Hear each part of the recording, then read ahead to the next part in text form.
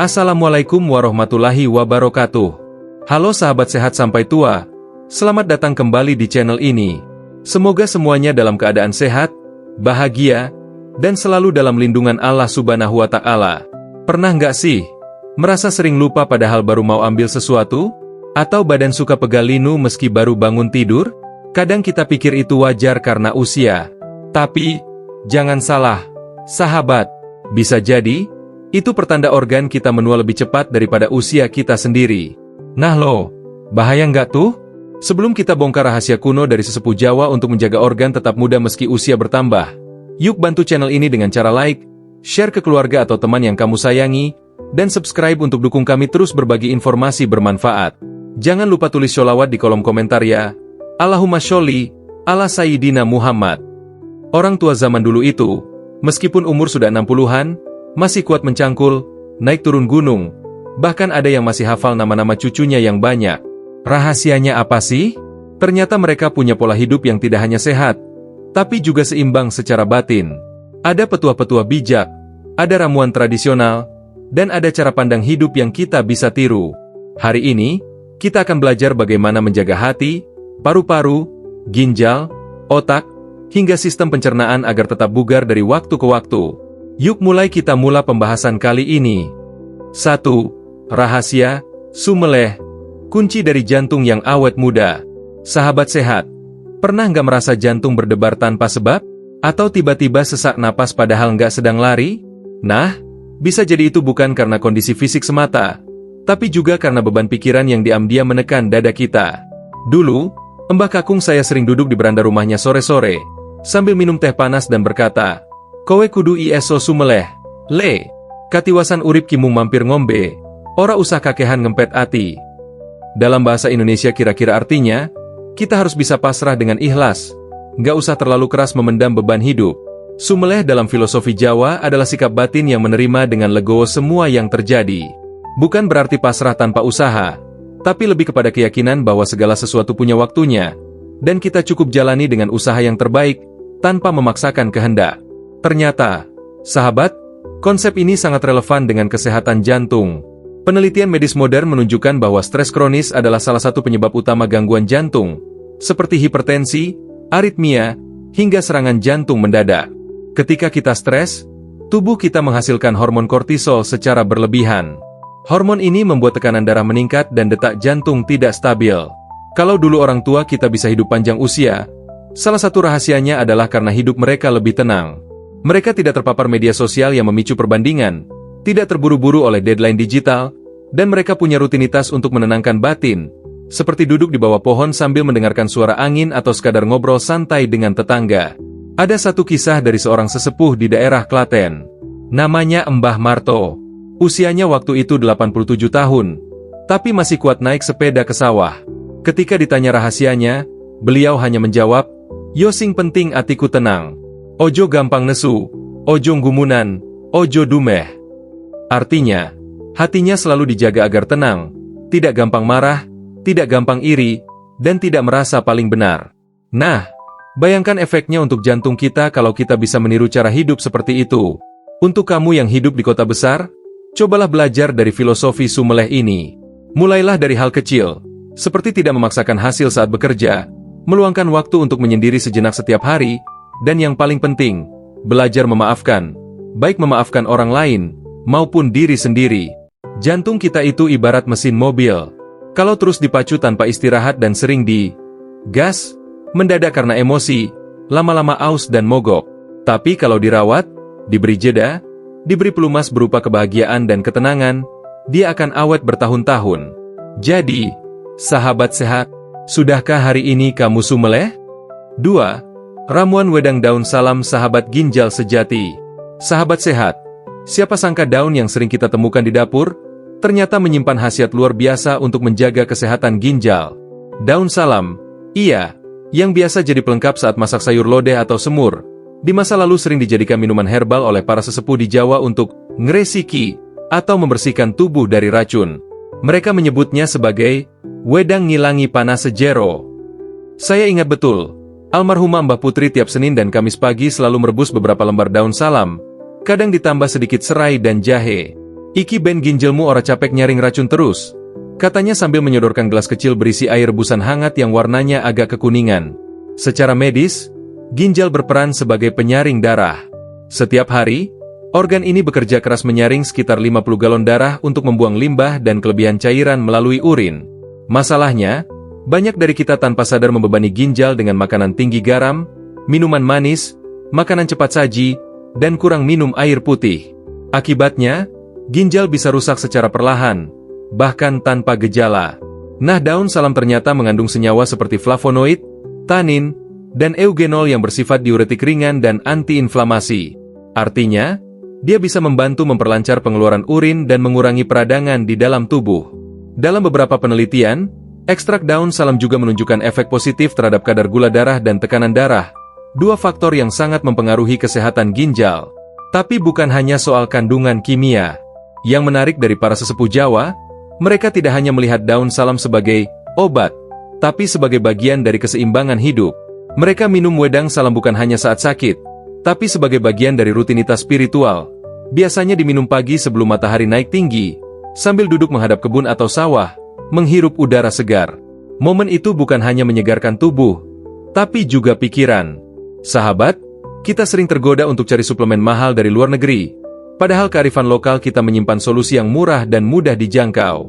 Coba deh, mulai minggu ini, rebus 5-7 lembar daun salam segar dengan 2 gelas air, masak hingga tersisa 1 gelas, lalu minum hangat-hangat. Bisa diminum seminggu 2 kali. Tapi ingat ya, ini bukan pengganti obat dari dokter kalau kamu punya masalah ginjal serius. Ini lebih ke pencegahan dan perawatan ringan, seperti kita merawat motor agar tidak cepat rusak. Dan yang paling penting, sahabat, kita jangan hanya minum ramuan, tapi juga mulai hidup ramah ginjal. Kurangi garam, hindari rokok, cukup minum air putih, dan jaga kadar gula darah.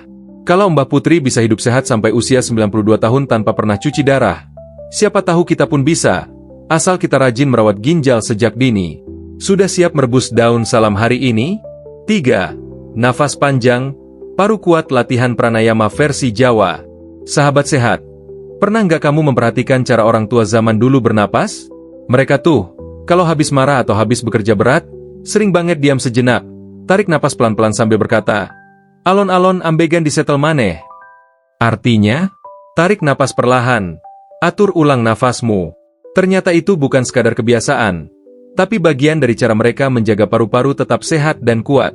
Dulu saya pikir itu hanya kebiasaan pribadi Mbah Kakung saja, tapi setelah ngobrol dengan beberapa sesepuh di Gunung Kidul dan Temanggung, ternyata banyak di antara mereka yang melakukan praktik serupa, menarik napas dalam-dalam, menahannya beberapa detik, lalu menghembuskannya perlahan sambil menyebut nama Tuhan atau melantunkan zikir.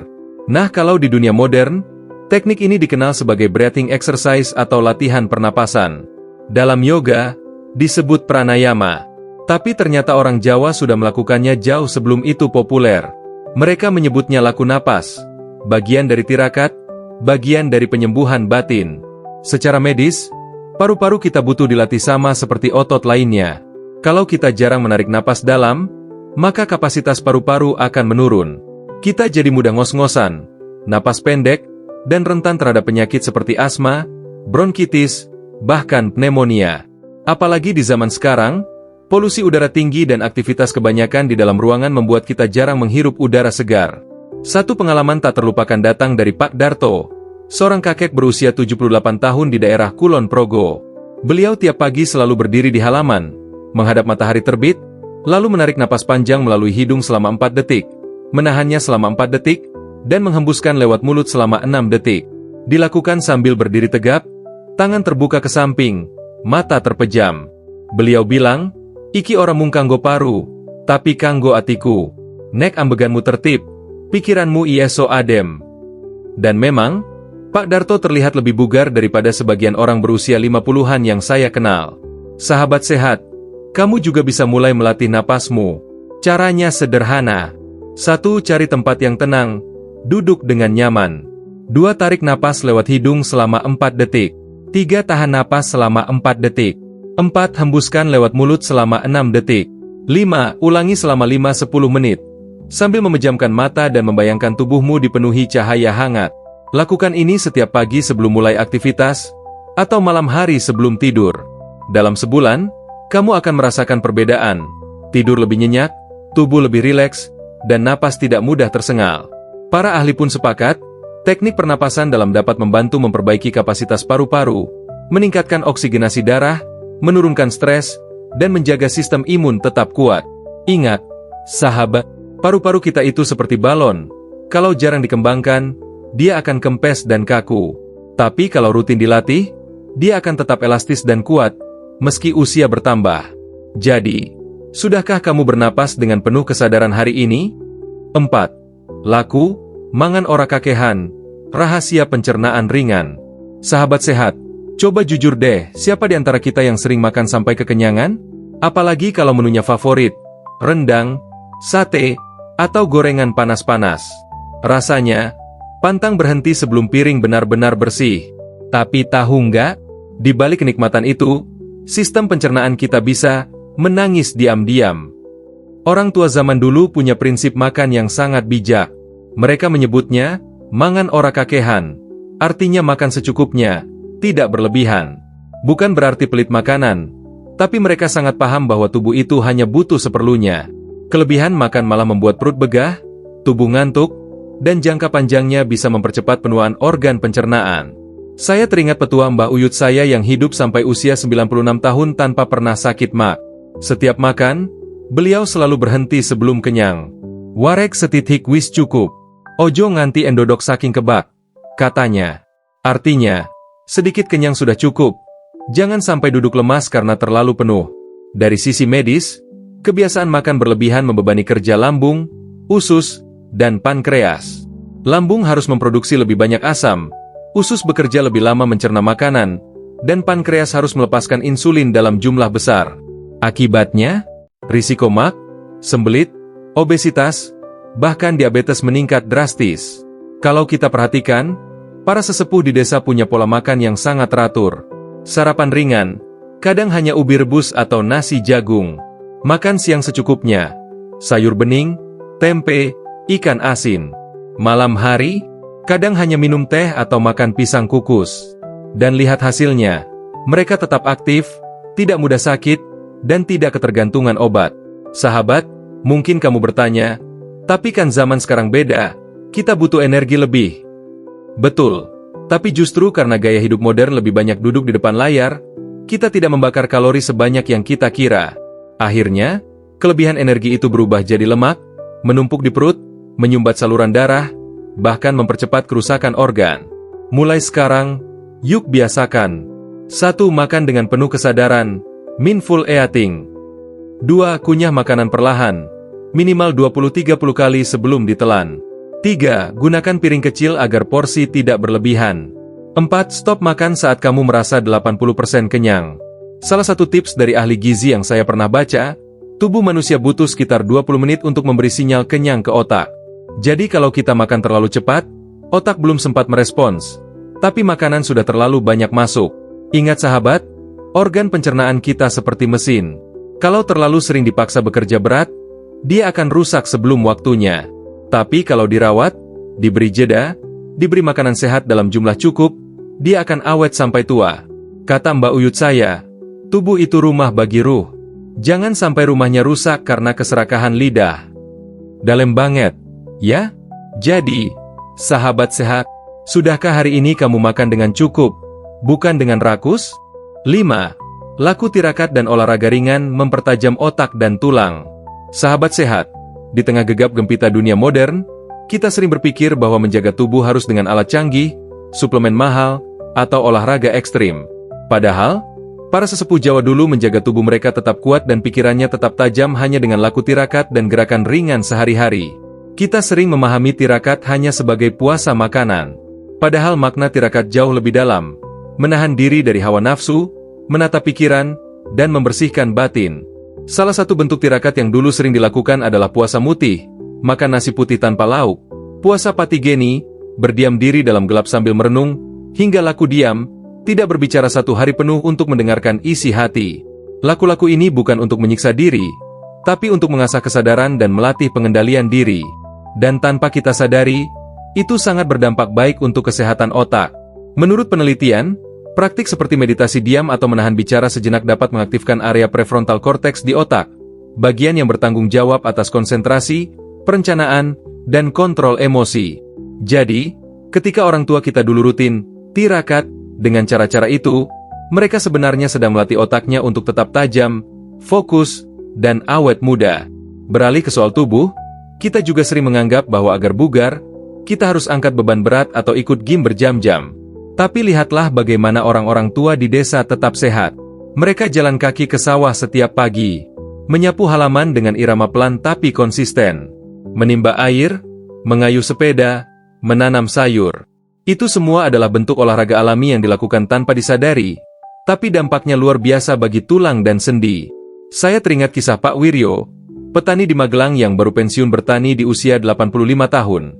Beliau masih bisa membungkuk, mengangkat air, dan naik turun kebun. Ketika ditanya rahasianya, beliau menjawab, "Aku orang net kendo, le. Awak digerake saben dina. Tapi ojo maksa, sing penting rutin." Artinya, beliau tidak pernah bermalas-malasan. Tubuhnya digerakkan setiap hari, tapi tidak dengan paksaan. Kuncinya ada di konsistensi. Sahabat sehat, dalam dunia medis, latihan fisik ringan yang konsisten setiap hari jauh lebih baik daripada olahraga berat yang dilakukan jarang-jarang. Jalan kaki 30 menit setiap pagi, senam kecil di halaman rumah, atau sekadar melakukan pekerjaan rumah tangga sambil tersenyum, itu sudah cukup untuk menjaga kepadatan tulang, fleksibilitas sendi, dan sirkulasi darah tetap baik. Mau lebih bermanfaat lagi? Gabungkan gerakan ringan itu dengan zikir atau lantunan sholawat.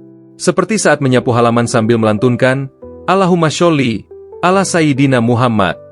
Selain tubuh bergerak, hati juga tenang. Inilah yang oleh orang Jawa disebut sebagai olahraga lahir dan batin.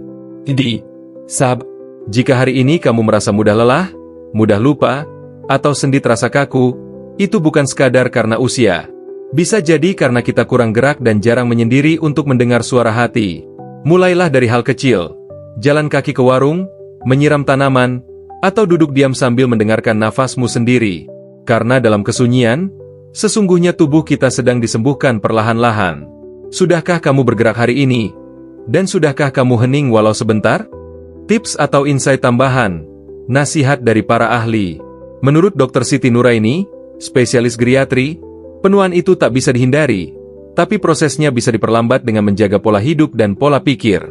Banyak pasien yang tampak lebih muda karena hatinya gembira dan hidupnya teratur. Sedangkan menurut Profesor Suparman dari Universitas Gadjah Mada, budaya Jawa itu sangat kaya dengan konsep homeostasis, atau keseimbangan tubuh dan jiwa. Ini kunci panjang umur. Jadi sahabat sehat, usia boleh bertambah, rambut boleh memutih, tapi jangan biarkan organ tubuh ikut menua sebelum waktunya. Rawat tubuhmu seperti kamu merawat sahabat dengan cinta, dengan ketelatenan, dan dengan rasa syukur. Kalau kamu punya cerita atau resep rahasia dari orang tua atau kakek nenekmu, yuk share di kolom komentar. Siapa tahu bisa jadi inspirasi bagi yang lain. Sampai jumpa di video berikutnya. Tetap sehat, tetap semangat. Wassalamualaikum warahmatullahi wabarakatuh.